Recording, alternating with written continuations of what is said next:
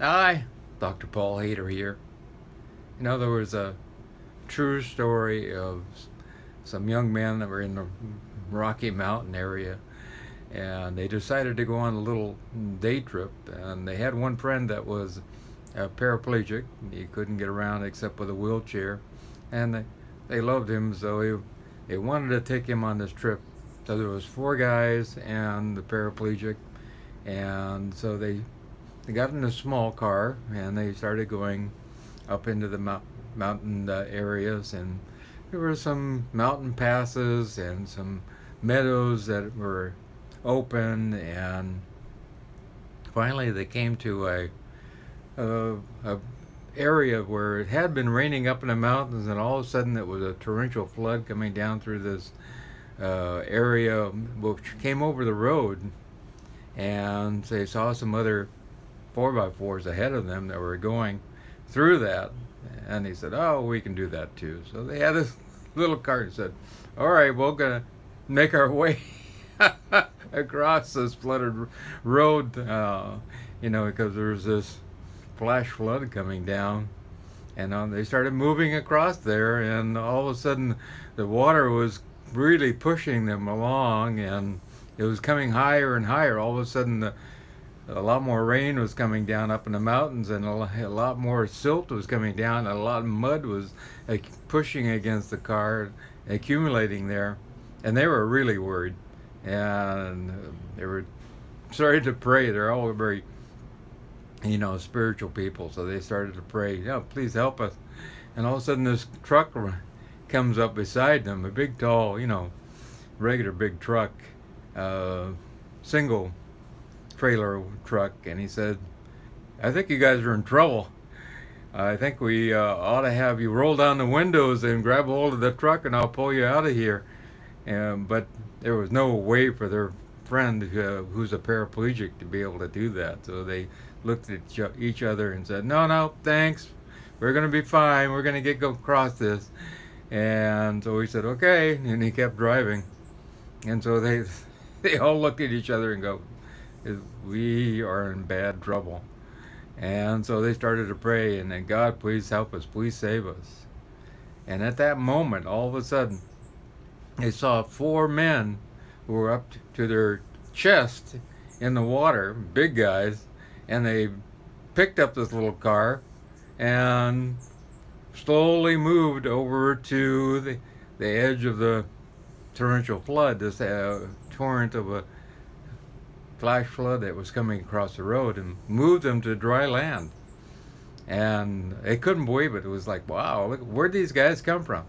And they got out of the car and looked around. All of a sudden, they were gone.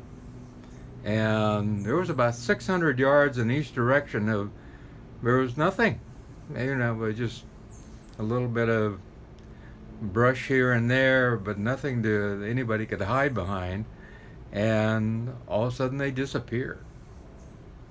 And then they knew for sure that these had been angels that had come and saved them, And they were so grateful, and they started praying again. Uh, Down through the ages, Gabriel, Raphael, Ariel, and Michael, the archangels, have been, there to help us in every single way. They are talked about in every spiritual text, be it thousands of years old. And so they are there. Even when people have near-death experiences, they talk about seeing these beings of light. They're there as they go through the tunnel or on the other side of the veil also. So we have this Gabriel, Raphael, Ariel, Michael, the archangels that are here to help us in every way, shape, and form, to do the bidding of love, to help us. All we have to do is reach out to God. All we have to do is reach out to the universe and Great Spirit and ask for help. And, Michael is a protector, and he will come and take care of us. More than one person has talked about Archangel Michael protecting and saving them in some way. And I think it's really important that we understand that we are not alone. Absolutely never alone. All we have to do is reach out and ask in a humble way with all our heart that somebody help us, that God help us. And we'll either be given the strength inside of ourselves to move forward, or a being of light will come and help us in whatever way that we need. I think it's important that we understand that we can be the being of light also for other people. Sometimes we're there and other people need help. And sometimes it's easier to do just the opposite, you know. If somebody's chasing after you and you see somebody in a worse position out there, you can ignore them or you can come help them, so that you both get the freedom. And a lot of times people will go, don't worry about them. And then there's the other person who said, well, if I do that, I become just like the other people who are chasing us. And so they pick that person up and take them with them. I think it's really important that we allow ourselves to see what's going on in the world right now. This interesting study that was done. A man, he took a whole bunch of $1, $5, $10 bills, and he taped them to his body all over. And he was walking down the streets of New York, and he had a little sign that says, "Take what you need." And these people with Gucci bags would come up and go, "Yeah, all right." And so they would take off lots of money, you know. And then an old beggar came up, and the guy said, "Well, take what you need." And the beggar goes, "I'll just take this $1." And I see you got a little dog with you. You need to feed that dog. And he said, "Okay, well, I'll take the $5 and the $1. That's $6. That'll get us by for 3 or 4 days."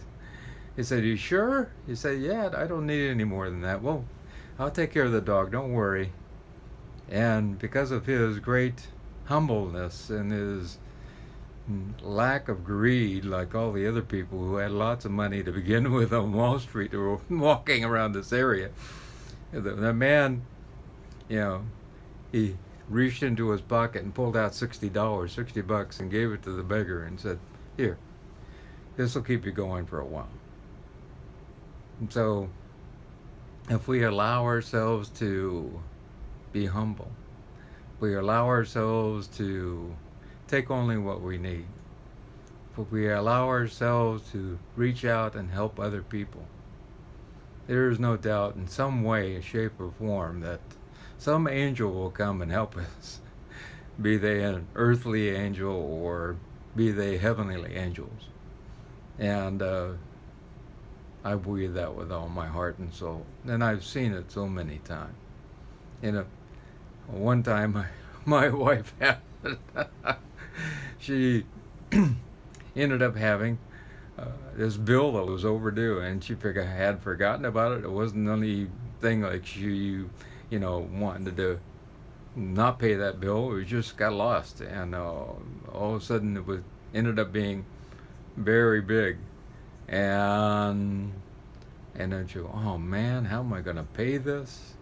And I don't have the money. There's not going to, where's that money coming from? And I don't know how I'm going to pay it." And all of a sudden, the next day in the mail, here comes this check. She had overpaid something, and it was an exact amount as to exactly what she needed to pay this other bill. I mean, how often does that happen? An exact amount. It was like $1,194. She gets this, rebate check back that says $1,194 back, and it was like, wow. So, great things do happen. God is there for us at all times. And everything that we say, do, and our actions in the world, every thought that we have is all reverberating out into the universe. And it's really important that we watch our thinking, because ever ever have a thought, that person's a pain in the ass, you know what I mean? Those things have power. We should watch what we're doing with our thinking, or that person is greedy, or all those kind of things. So we need to keep loving, kind thoughts in our mind. Yeah, let go of the judgment. And people are who they are in this lifetime, and in another lifetime they'll be somebody totally different. And so let's allow them to grow as human beings. Let's allow them to grow as souls. Let's allow them to grow and do what they need to do to experience what they need to experience during this particular lifetime. We create all our own karma, and that will reverberate back to us one way or another. So if you do good, it'll reverberate back to you. And from good thoughts, great things come. And we allow ourselves to be content with what we have. It's all going to be good. So allow yourself to believe in angels. Gabriel, Raphael, Ariel, Michael. They are here to help you. Just call on God and call on the Archangels, and they will come. I promise. I love you. If you feel to contact me, down below is my contact information. Also, my consults are totally free for spiritual and herbal work. And if you care to make a donation, down below is the link. And if you care to subscribe, I really appreciate that also. Have a wonderful day.